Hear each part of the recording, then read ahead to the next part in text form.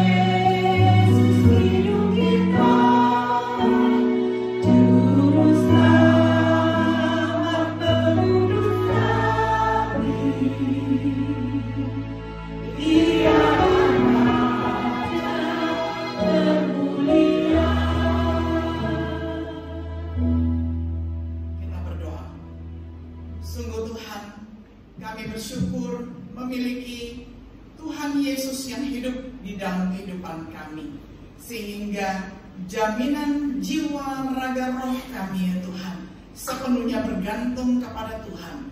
Dan ketika kami menjalani hidup kami ya Tuhan, kami merasa begitu nyaman walaupun di tengah tantangan. Kami merasa shalom sejahtera walaupun di tengah sekeliling kami ada begitu banyak pergumulan. Kami merasa tentram dan teduh walaupun di sekeliling kami ada badai yang berkecamuk. Tuhan, itulah jaminan mulia yang kami peroleh di dalam Engkau. Hanya Yesuslah yang kami ingin tinggikan di dalam hidup kami. Kami bersyukur Tuhan, pada pagi hari ini kami dapat beribadah, sekali lagi diteguhkan oleh firman Tuhan, supaya kami boleh menjadi orang percaya yang militan, yang betul-betul berakar kepada Tuhan, sehingga ketika kami bertumbuh serupa dengan Engkau. Terima kasih ya Tuhan, terpujilah nama Tuhan. Kami serahkan waktu kami ke dalam tangan kasih-Mu, di dalam nama Tuhan Yesus kami sudah berdoa dan bersyukur, amin. Jemaat dipersilakan duduk kembali.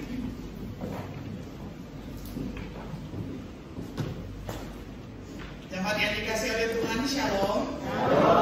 Apa kabar? Luar biasa, puji Tuhan ya. Saya sungguh senang mendengarkan jemaat senantiasa merasa luar biasa, karena tiap-tiap hari itu tidak sama, selalu mempunyai berkat Tuhan yang baru. Puji Tuhan, pada hari ini saya diberikan satu tema, yakni penting setiap jemaat penuhi janji iman untuk misi.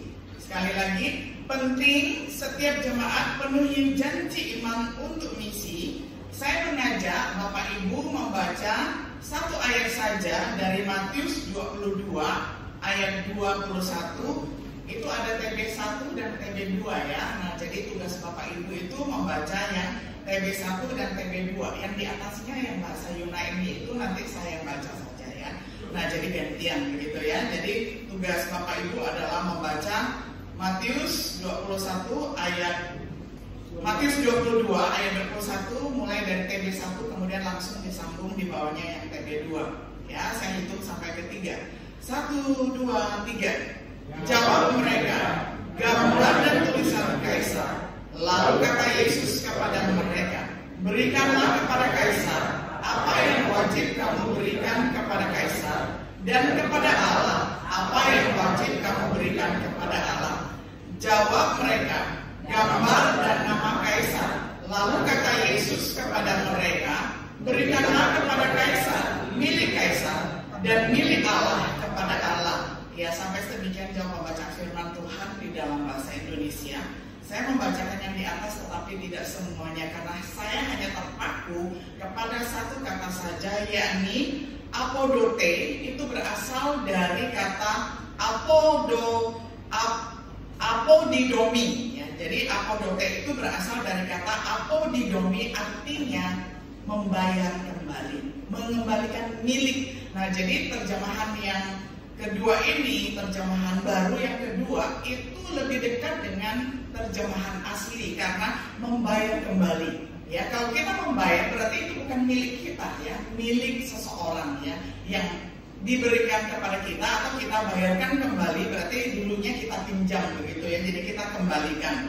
Nah, jadi terjemahan TB yang kedua itu bagus sekali. Jawab mereka, gambar dan nama Kaisar. Lalu kata Yesus kepada mereka, berikanlah kepada Kaisar milik. Nah, ini penting ya, milik Kaisar kembalikan kepada Kaisar. Kalau milik Allah, kembalikan kepada Allah.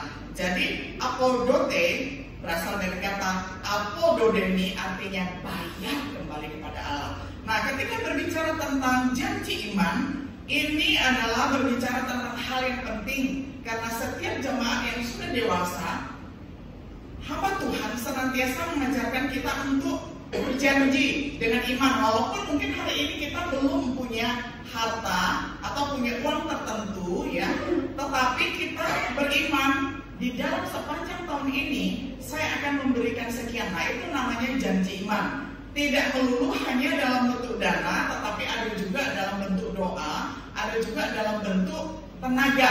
Nah, tetapi janji iman yang dimaksudkan oleh gereja kita di sini, karena saya adalah anggota gereja di sini juga, saya tahu setiap tahun karena kita adalah gereja misioner, kita adalah gereja yang mengedepankan misi, jadi selalu ada janji iman untuk misi. Itu saya tahu, dan itu yang dimaksudkan adalah ketika kita sudah mengisi kartu di janji iman, jangan lupa untuk membayarnya, begitu ya. Nah, jadi di sini kita lihat bahwa penuhi janji iman, memenuhi janji iman itu sangat penting karena menggunakan kata apodote yang berasal dari kata apododemi yang artinya membayar kembali kepada Allah, serahkan kembali kepada Allah. Kalau kita menahan janji itu berarti kita mengambil miliknya Allah, makanya kita tidak akan diberkati, begitu ya. Nah, apa itu janji iman? Janji iman adalah komitmen yang dibuat oleh setiap jemaat untuk mendukung pelayanan misi. Nah, ada beberapa alasan mengapa setiap jemaat berkepentingan untuk memenuhi janji iman. Kita perhatikan yang pertama adalah, nah ini ya, kita melihat ya, penting setiap jemaat untuk memenuhi janji iman. Alasan yang pertama adalah misi adalah isi hati Allah ya. Kalau di dalam hati kita atau di dalam jantung kita itu adalah organ yang sangat vital, sangat penting. Nah, jadi kalau di sini adalah gambar jantung itu berdenyut setiap detiknya ya. Kalau berhenti itu sudah gawat darurat ya. Nah, jadi kalau misalnya kita mau mengetahui ya pentingnya misi itu adalah sepenting organ jantung kita, karena banyak sekali pakar misiologi ya, pakar misi setuju bahwa misi itu adalah isi hati Allah atau denyut jantung Allah. Bayangkan pentingnya itu ya. Seandainya kalau Allah itu diumpamakan orang yang mempunyai organ, maka misi itu adalah bagaikan denyut jantung Allah. Nah, tetapi Allah kita kan wrong ya, ini hanya gambaran ya. Nah, jadi misi ini adalah gambaran denyut jantung Allah untuk menyelamatkan manusia. Allah memperkenankan setiap jemaat, saya dan saudara Bapak Ibu semuanya ini terlibat di dalam upaya penyelamatan itu, karena ada banyak manusia yang terhilang. Kalau sekarang kita mau rata-ratakan jumlah manusia di muka bumi ini sudah mendekati 8M ya, 8 miliar. Nah, yang sudah berKTP kan Kristen itu baru sekitar 2M begitu. Jadi 6M-nya itu masih belum mengenal Kristus. Nah, itulah tugas kita, manusia yang termasuk di dalam bilangan 2 miliar itu hendak menjangkau 6 miliar. Ya ampun, masih banyak ya. Jadi tugas kita ini berkali lipat usaha kita untuk menjangkau mereka yang belum mengenal Kristus. Nah, tetapi tidak usahlah kita katakan menjangkau 4M lagi. Kita targetkan saja, misalnya setahun kita membawa 1 jiwa saja, itu sudah sangat mulia ya, apalagi kalau bisa 2 dan seterusnya. Nah, jadi misi ini adalah denyut jantung Allah untuk menyelamatkan manusia, dan kita semua diajak di dalam misi yang sangat penting ini ya. Misi yang sangat vital, misi yang sangat penting, misi yang tiada duanya di dunia ini ya. Misi satu-satunya yang sangat penting. Itu alasan yang pertama. Alasan yang kedua, kita lihat misi itu adalah kebutuhan dunia. Masih banyak orang di dunia ini yang belum mengenal Kristus. Saya melihat banyak sekali YouTuber muda yang menjadi apologet. Sekali saya lihat, wah saya ini nggak benar nih ya, cara berteologinya nggak benar, banyak yang menyesatkan. Dan saya berpikir mereka itu mau tampil seperti orang yang memberitakan Injil, tetapi percayalah bahwa tidak ada orang yang diselamatkan melalui perdebatan. Yang ada adalah melalui pelayanan kasih, ya. Seperti tadi sebelum kami memulai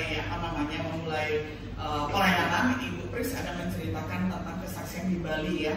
Itu luar biasa sekali, ya. Jadi sebenarnya Tuhan memakai kita dengan cara yang sederhana, tetapi bukan melalui perdebatan. Karena saya jemu sekali dan jenuh melihat YouTuber muda yang mencoba memenangkan jiwa melalui perdebatan, ya. Nggak ada yang bisa dimenangkan melalui perdebatan. Karena Tuhan hanya perintahkan kita untuk pergi mengabarkan Injil, ya. Mengabarkan saja, nggak usah berdebat-debat dengan orang begitu.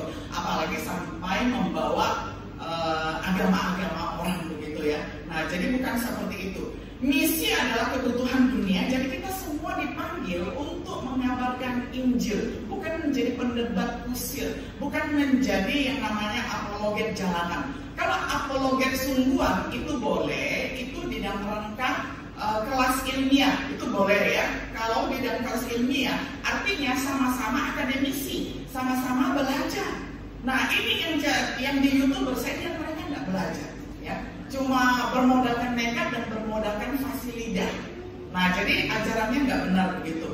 Nah, jadi seperti itu, ya. Kita masih mempunyai tugas yang sangat mulia untuk mengabarkan Injil kepada segenap orang yang ada di muka bumi ini. Lalu yang berikutnya adalah kita melihat alasan yang berikutnya adalah penting setiap jemaat penuhi janji iman untuk bersaksi itu adalah karena misi adalah kesempatan untuk bersaksi. Nah, jadi ketika kita mau terjun di dalam pekabaran Injil ataupun bermisi begitu, nah misi itu sendiri adalah kesempatan bagi kita untuk bersaksi tentang kasih Kristus di dalam hidup kita yang sudah diperbaharui, yang sudah diperbaharui oleh Kristus dan kemudian dipakai oleh Kristus menjadi alat kemuliaannya. Nah, kemudian dari cara kita melayani orang, dari melayani secara fisik, ya misalnya merawat orang sakit, atau mengunjungi orang sakit, atau memberi makan janda, anak yatim piatu, itu melayani secara fisik, ya. Nah, kalau melayani secara rohani, ya bisa melalui ceramah, atau mengajar, atau yang lain-lain begitu, atau melalui doa, konseling dan sebagainya. Nah, pelayanan apapun itu juga adalah cara kita melayani. Nah, orang yang melayani dengan setengah hati, seperempat hati, atau sepenuh hati itu terasa banget, ya. Terasa banget, ya. Terasa sekali. Kalau kita memperhatikan seseorang dengan sepenuh hati, jadi misalnya kalau ada orang yang mengajak saya selalu tertuju hanya kepada satu orang itu saja, tidak lihat kiri dan kanan, mata saya memperhatikan dia, gitu ya. Itu sepenuh hati, ya. Sehingga ketika kita berbicara dengan seseorang, kita tatap matanya, kita terfokus kepada dia. Dan kalau dipanggil sama orang lain, saya bilang tunggu dulu, saya layani yang ini dulu, begitu ya.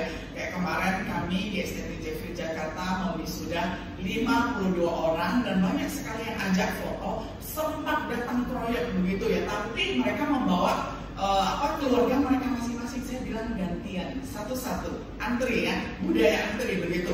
Karena kita biasa di Indonesia kurang membudayakan budaya antri, maunya nyerobot begitu ya. Nah, jadi cara kita melayani orang supaya semuanya terlayani dan adil, kita melayani dengan full, ya, full hati, sepenuh hati, bukan seperempat hati dan bukan dengan setengah hati, karena akan kelihatan, ya.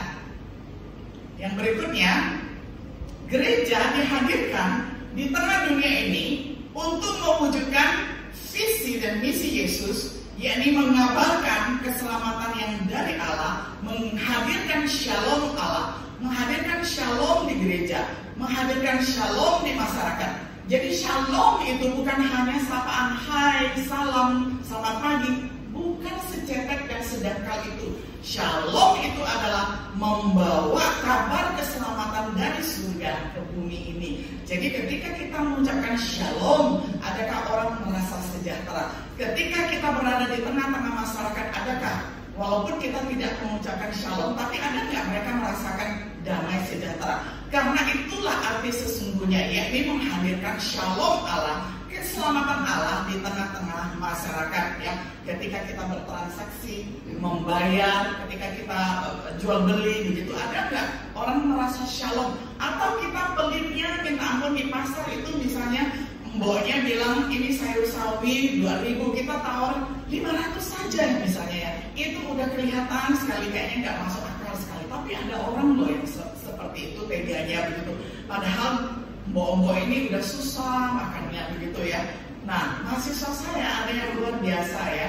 Dia itu baru belajar bahasa Jawa. Jadi dia ingin mempraktekkannya di pasar. Jadi ketika dia tanya, "Mbok, ini sayur berapa?" Terus mboknya jawab, "Pitu seket," ya kan 750 gitu ya, pitu seket ya. Kemudian dia jawab begini, "Sewu ya," katanya ya. Malah dia menaikkan harganya, padahal dia nggak tahu sewu itu adalah 1.000 begitu ya. Nah, supaya lebih banyak orang yang seperti itu ya, 750 malah dibayar sewu aja ya. Kembaliannya nggak usah diambil aja gitu ya, silakan diambil aja begitu. Mungkin itu jauh lebih baik daripada kita nawar pelik sekali begitu. Apakah dengan cara demikian kita bisa kaya? Nggak terlalu juga menurut saya ya, nggak terlalu ya. Kalau mau menjadi kaya itu memang harus manajemen yang baik begitu, dan kemudian pendapatan jangan lebih besar pasak daripada tiang kan begitu ya. Nah, tapi kalau tawar-menawar yang sampai sedemikian rendahnya, menurut saya itu bukan kesaksian Kristen ya. Harusnya kita malah memberi mereka. Nah, yang berikutnya kita melihat pentingnya menepati janji ya. Pentingnya jemaat menepati janji misi adalah menepati janji itu menunjukkan ketulusan, integritas, kejujuran, dan kualitas pribadi. Jemaat yang memenuhi janji misi adalah jemaat yang bertumbuh dalam kualitas. Saya tahu ini sudah akhir tahun. Biasanya akhir tahun itu adalah sudah hampir tutup buku begitu. Nah, jadi Bapak Ibu yang belum menyelesaikan janji iman itu ya, untuk pemeliharaan gedung atau untuk pemeliharaan untuk tenaga misi di luar negeri sana, cepat-cepatlah penuhi janji misi itu ya. Coba perhatikan di gambar ini, saya memilih orang yang selalu berkata I promise you. Nah, sekarang saya mau menunjukkan cara Allah mengajar kita untuk berjanji ya. Nah, ini di sini kita melihat ada perbedaan antara covenant dan janji ataupun promise ya. Kalau Allah berjanji, dialah yang menginisiasi atau dia adalah inisiator perjanjian. Allah juga adalah pelaksana perjanjian.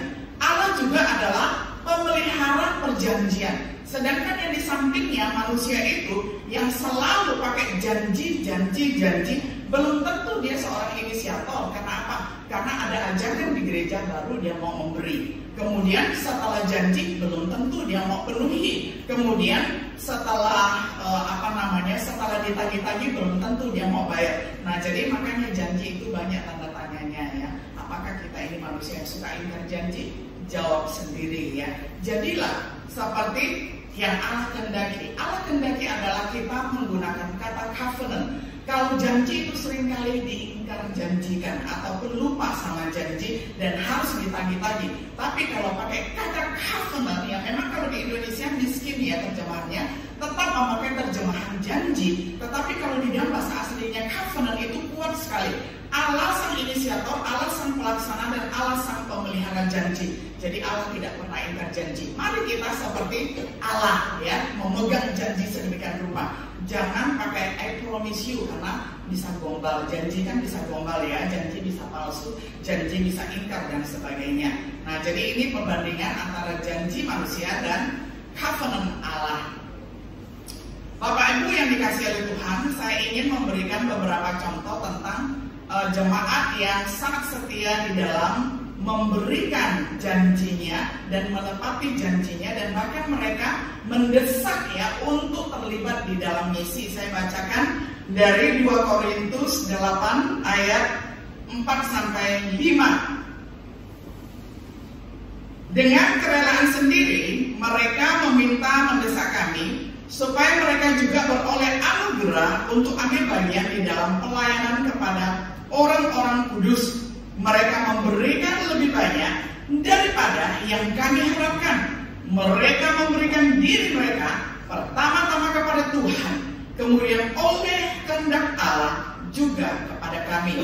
Ini adalah kesaksian jemaat Makedonia ketika Rasul Paulus melayani di sana. Mereka mendesak Rasul, ya, berikanlah kami kesempatan untuk melayani Allah dan juga melayani kamu, ya, melayani manusia juga. Nah, jadi ini adalah jemaat yang tidak bisa dikategorikan jemaat yang kaya raya.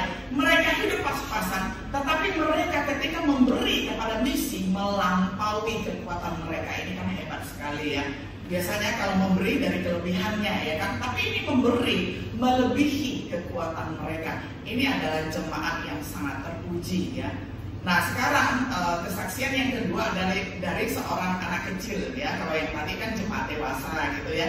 Nah, sekarang dari anak kecil aja bisa mengambil bagian di dalam janji iman, ya. Nah, kesaksian seorang anak kecil ini ketika dia melihat gedung gereja mereka akan dibangun, dia nabung sepanjang tahun dan dia lapor kepada panitia pembangunan. Dia bilang, "Pak, nanti hasil tabungan saya akan persembahkan. Ya, saya mau tanya, nanti gerendel pintu utama di gereja itu berapa dolar, ya?" Nah, ini karena kejadiannya di Eropa, dia tanya berapa dolar. Nah, kemudian panitia mencoba mengecek harga dan disebutkan sekian dolar. Nah, anak ini ternyata betul sepanjang tahun dengan jumlah tersebut karena janji imannya kepada Tuhan, dia ingin membelikan sebuah gerendel pintu begitu, ya, gerendel pintu utama di gereja. Nah, akhirnya dia serahkan uangnya pas, ya, untuk dibelikan gerendel, ya. Sehingga kalau kita melihat sebuah gerendel itu kelihatannya kecil tapi berguna sekali, ya, berguna sekali karena setiap orang yang lalu lalang pasti lewat pintu dan kita membukanya pakai gerendel begitu, ya. Nah, saya melihat ada beberapa bagian dari gedung kita yang mungkin perlu diperbaiki kecil-kecil, ya. Setiap kali kalau saya ke toilet kantor itu, ya, penyemprotnya itu dari tahun ke tahun itu belum dibereskan. Nah, semoga melalui ingatan saya kali ini ada jemaat yang langsung tergerak. Itu nanti menjadi proyek saya secara pribadi sehingga tahun depan, ya, ketika saya datang, ini kan sudah akhir tahun, ketika tahun depan ketika saya sudah datang, wah, saya melihat ini benar-benar ada jemaat yang tergerak untuk mengerjakannya. Karena itu sudah bertahun-tahun nggak bisa, ya, digunakan gitu, ya, ataupun ya pokoknya sudah lah, ya, Bapak Ibu yang pernah menggunakan toilet itu tahu sendiri lah, ya. Nah, jadi itu termasuk adalah bagaimana kita merespon Tuhan karena kita melayani Allah yang hidup. Allah yang hidup ini juga memperhatikan hal yang detail, apa yang kita pakai, apa yang kita gunakan, memuliakan Dia enggak, gitu loh, ya. Nah, kemudian tadi saya juga melihat, ya, bagian ujung dari yang dipakai oleh Asher ini ada yang sudah sobek-sobek. Nah, coba yang bisa menjahit, ya, pakai tangan, ya, dijahit lah, dirapikan. Itu hal yang kecil, tapi itu termasuk mencintai pekerjaan Tuhan, saudara, ya. Nah, jadi itu contohnya, banyak hal yang bisa kita kerjakan. Nah, jadi di akhir dari firman Tuhan ini, mari kita memikirkan kembali komitmen kita terhadap misi. Apakah kita sudah sepenuhnya penuhi janji iman kita? Apakah kita sudah mengembalikan milik Tuhan? Ingat, ya, apapun yang kita miliki ini bukan milik kita sendiri, tapi milik Tuhan. Jadi ketika kita memberi sebenarnya kurang tepat. Artinya itu adalah kita mengembalikan milik Tuhan. Makanya tadi saya menggunakan kata apodomi, itu artinya adalah mengembalikan milik Tuhan. Karena kita ini bukan milik kita sendiri. Kita harus menyerahkan semua hidup kita, apa yang kita miliki ini untuk kepentingan pelayanan, untuk kepentingan Tuhan.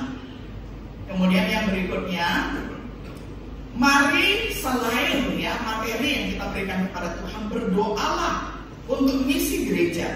Mintalah Tuhan untuk memberkati pelayanan misi kita. Berpartisipasilah di dalam pelayanan misi gereja kita. Karena setiap kali ada ajakan, marilah kita ikuti. Kalau bisa malah mengadakan proyek misi yang lain misalnya, ya. Jadi kita menginisiasi. Jangan hanya cukup yang tahunan, karena masih banyak orang yang memerlukannya, ya, Bapak Ibu, ya. Pekerjaan misi itu nggak pernah habis, ya. Jadi saya suka sekali dengan gereja kita. Itu adalah alasannya mengapa saya tidak bergereja misalnya di kampus. Di kampus ada gereja loh. Tapi saya pikir, masa dari Senin sampai Jumat saya sudah kerja di sana, minggunya masih ibadah di sana lagi. Saya mau gereja yang seperti ini, yang mementingkan misi. Makanya saya tahan, ya, belasan tahun saya tidak minta mutasi. Ketika diminta memperbarui anggota, saya katakan kepada kepada Bu Pris, Bu Pris, saya mau memperpanjang keanggotaan saya tetap di sini karena saya menyukai program-programnya, karena itu tandanya gereja yang hidup, gereja yang bertumbuh, yakni bermisi, mengasihi orang lain, melayani orang lain di dalam pekabaran Injil. Nah, jemaat yang dikasih oleh Tuhan, dukungan misi dapat dilakukan dengan beberapa cara, yakni memberikan dukungan dana, mengikuti program pelayanan misi gereja, dan berdoalah untuk misi tiada henti-hentinya. Karena misi itu adalah denyut jantung Allah, dan Allah tidak pernah mati, bukan ya? Jadi misi itu bertahan dan hidup untuk selama-lamanya.